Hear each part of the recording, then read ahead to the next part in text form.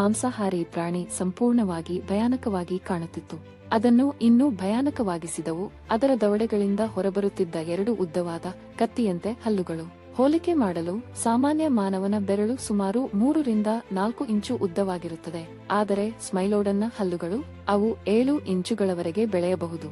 ಡೈನೋಸಾರ್ಗಳು ನಾಶವಾದ ನಂತರ ಸ್ಮೈಲೋಡಾನ್ ತನ್ನ ಕಾಲದ ಪ್ರಮುಖ ಬೇಟೆಗಾರರಲ್ಲಿ ಒಂದಾಯಿತು.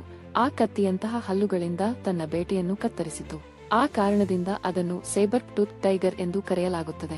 ವರದಿಗಳ ಪ್ರಕಾರ ಸ್ಮೈಲೋಡಾನ್ ಸುಮಾರು 10,000 ವರ್ಷಗಳ ಹಿಂದೆ ನಾಶವಾಯಿತು. ಹಿಮಯುಗವು ಹವಾಮಾನ ಬದಲಾವಣೆಯಿಂದ ಅಂತ್ಯವಾಯಿತು ಮತ್ತು ಪರಿಸ್ಥಿತಿಗಳು ಬದಲಾಗುತ್ತಿದ್ದಂತೆ ಮಾನವರು ಅವುಗಳನ್ನು ಬೇಟೆಯಾಡಲು ಪ್ರಾರಂಭಿಸಿದರು. ಕೊನೆಗೆ ಈ ಬಲಿಷ್ಠ ಮೃಗವು ಭೂಮಿಯಿಂದ ಅಡಗಿ ಹೋಯಿತು. ಕೆಲವರು ಹೇಳುತ್ತಾರೆ ಅದು ಇಂದಿನ ಸಿಂಹಗಳೊಂದಿಗೆ ಮುಖಾಮುಖಿಯಾಗಿದ್ರೆ ಸ್ಮೈಲೋಡಾನ್ ಮೇಲಕ್ಕೆ ಬರಬಹುದು. ಸ್ಮೈಲೋಡಾನ್ ಅನ್ನು ಭೇಟಿಯಾಗಿ ನೀವು ಚಲನಚಿತ್ರಗಳಲ್ಲಿ ಅಥವಾ ಪ್ರಾಚೀನ ಪ್ರಾಣಿ ಕಾರ್ಯಕ್ರಮಗಳಲ್ಲಿ ಕಂಡಿರುವ ಪ್ರಾಣಿ.